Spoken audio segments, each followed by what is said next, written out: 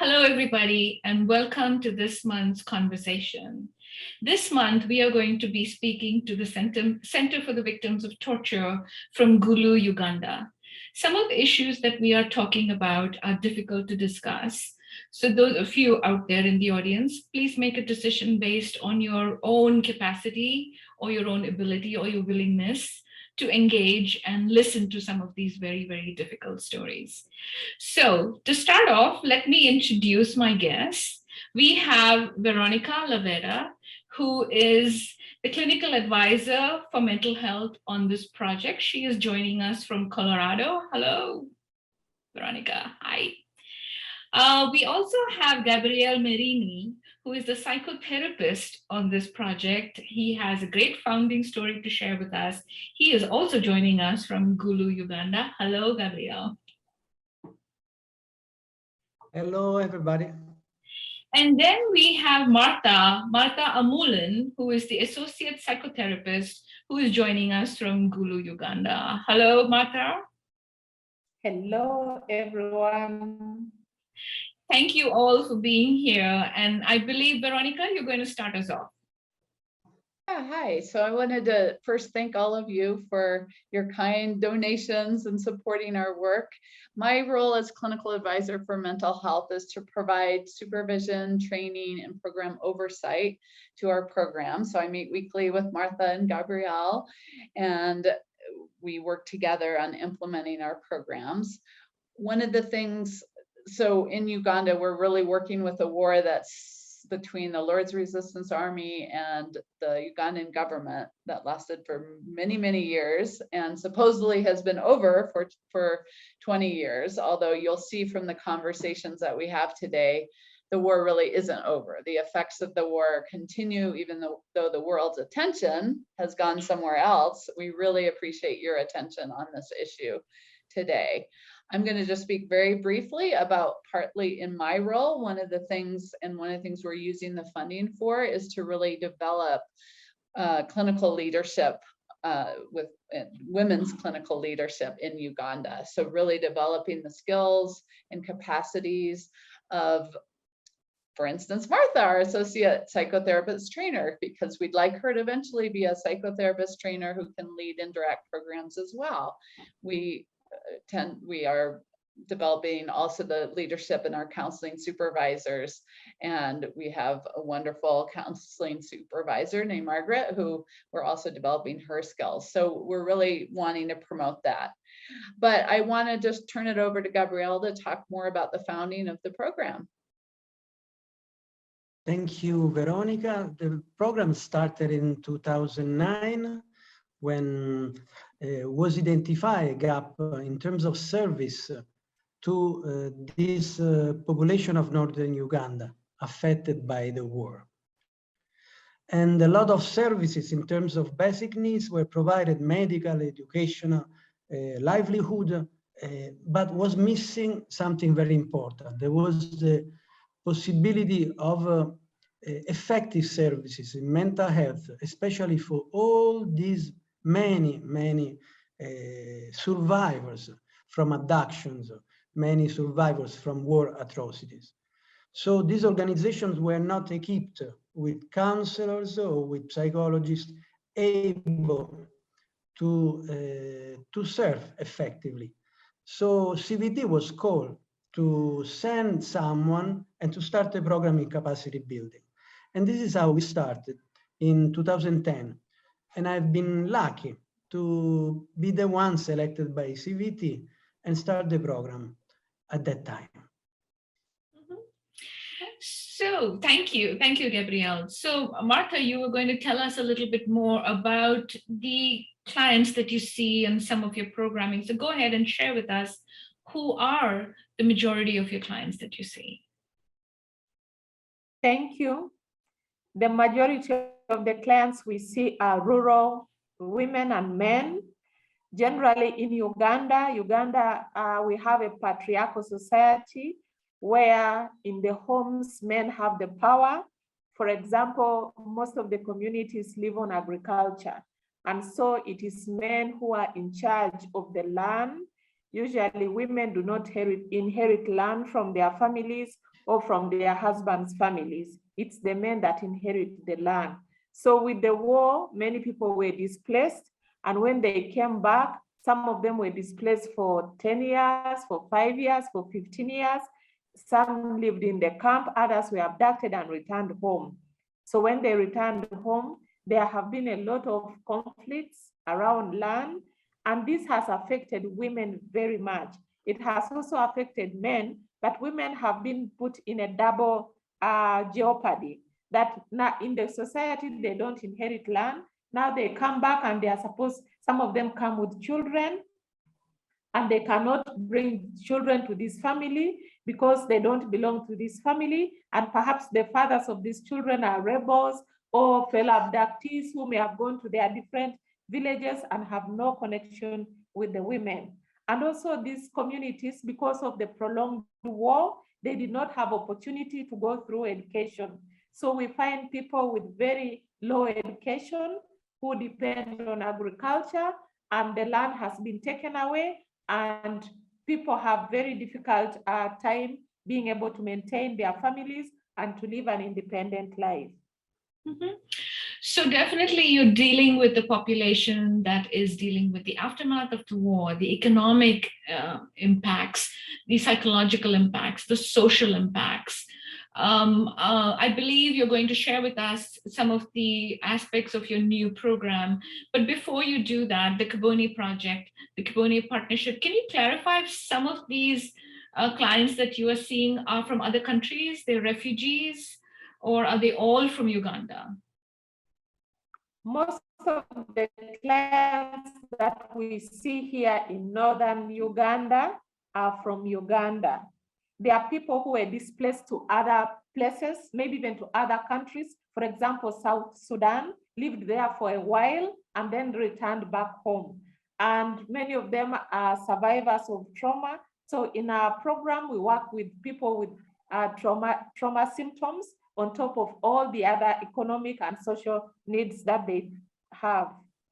Mm-hmm. And just to clarify, we do also have a capacity building program in the Southwest that is partially funded by Together Women Rise that does work with refugees. So that's a different program from the Gulu program. Absolutely. So go ahead and share with us what's happening with the younger generation that you are seeing and the ones that you're going to be working with. Yes, recently we have got a partnership with Komboni Samaritan, and we found some unique clients, people that we have started to work with. Komboni Samaritan is providing some services to women who have come back from abduction and their children. And some of these children also have children.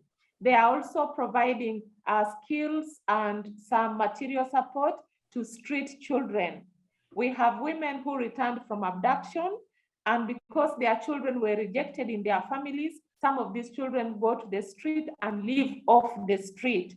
And so Komboni Samaritan has collected some of them and began to give them skills and some material support. But Komboni expressed that they are not able to address the trauma, the psychological needs of these clients, and they needed an organization that would address those needs. And so that is when CVT came in.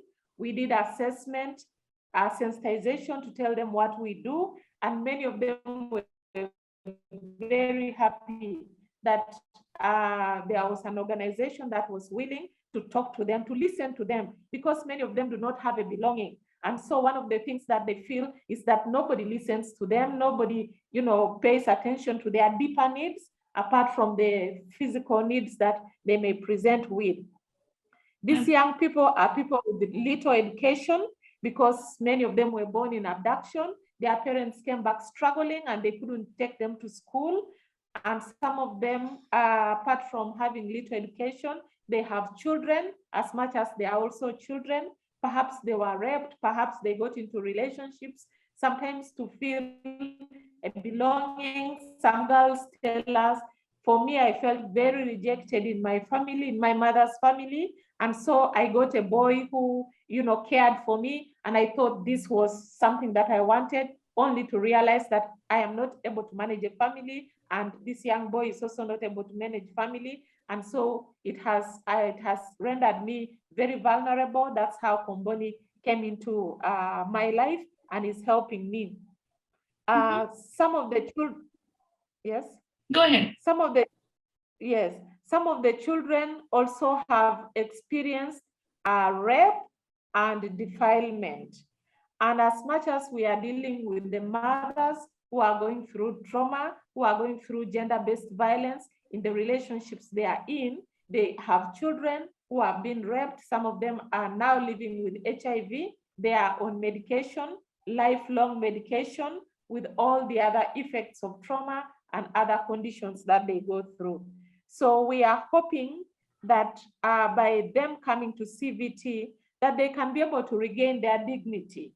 Life is not only about the skills that they are having or about maybe the soap, the sugar, the food they receive from some organizations. As much as they receive this, they still feel they are not good enough, they are not human enough. They have this thought of committing suicide or committing homicide. Some of them say, if I get to know my father, I think I will kill that man. He has abandoned us. Now I feel homeless because I have no father. People talk about their fathers. I want to have a family. Some of them would like to get married or to marry. But in this culture, if you are a boy and you need to marry from your father's compound. And so they do not have father's compound. They don't have land to support themselves or the families that they want to start. And they feel life is useless. And some of them really want to take their lives. Okay. So Gabriele, what do you think you want the world to know about this really, really complex approach to psychotherapy and trauma recovery and trauma therapy? Because this is such a complex issue, like Martha is talking about, the sense of family, that sense of belonging, that sense of so much that is lost. Where do you hope the world would understand, and where do you want to see this work move on to? Thank you so much for this question. What we are doing here from the beginning is working as well in building up a generation of professionals. Like Martha is a clinical psychologist from Uganda, and we are creating more and more specialized professionals who can try to cover up this enormous gap that exists in Africa and in this part of the world. Uganda is a place that is hosting an incredible number of refugees, beside all the damages provoked by the war. So what we are doing, beside the service, the healing process that we are providing for all these populations, these communities, there is this important part of the program that is as well in partnership with Makerere University, with the most important university here in Uganda, to create skills for the psychologists, for the counselors, to be sustainable in mental health services to be provided here. Because mental health services is not just to heal, but to access us to a better quality of life. Mm-hmm. Absolutely. So given that this population that you've been working with for so many years, I mean, the conflict is over, but generations are dealing with this, and we see this across the world. I mean, the trauma continues, and the ways to get past it, and to find a family, which is so important for communities in Uganda, is to find your tribe, to find where you come from. I mean, it's such a deep human thing. Veronica, what are some of your last thoughts on where CVT is and where CVT is going into the future? Yeah, so I mean, I think we want to be able to work at all levels. We have a lot of expertise in working individually and in small groups and really transforming lives. I just want to say, it is just one of the most inspiring, powerful process that we see the clients go through. And I know we haven't talked too much about that, our 10-week model, but you see an incredible change in a few months. But the need is so great, as Gabriele has mentioned, that We want to be able to spread the effectiveness throughout Uganda and work with communities. So we want to be able to not just the individual and small group and family level, but also the community level and the divisions and land conflicts that we're seeing, and how could we provide some of our expertise and partner with other organizations that are working on these issues. So to really be able to make more of a holistic difference and a more widespread difference. So that's really one of our many dreams. We have many dreams. So Martha, any closing thoughts on where you see yourself in the next 10 years? Yes, I wanted to mention that some of the successes that we have seen, and this is something that is giving us energy. We have seen a lot of people, especially women, getting empowered because of therapy, but also empowered because they see a lot of our counselors are women, and they feel if other women are able to rise and talk with them, they are also able to do something for themselves. So this has been a kind of modeling. And when they give feedback, they say, when I saw you talking to us, I felt that I am also important as a woman. I am not only, down without education. I can have a sense of agency. I can influence my life. So for me, for the future, I really would like, as CVT would like to see that we put this impact more. In Uganda, women are the ones that do most of the digging, and yet they don't own what they dig. So we want them to be able to know that they can have a say in some things. They can be able to say something, to have a sense of agency for themselves and influence their family. If they can influence their lives and their children, that is good enough. That will have a ripple effect in the community. Absolutely. Really well said, Martha. This is something that the RISE family does understand. A lot of our projects that we fund across the world, it is about the sense of women gaining that sense of agency and the leadership and the strength and the support so that she can make her own choices and for generations to come. It has been absolutely wonderful to listen to all the stories from all three of you. Gabriele, thank you so much for building this CVT and moving it into the future. The RISE family is behind all of you, and we wish you the absolute very best as we go into the future. Thank you so much for being here. Thank you so much. Thank you. Thank you.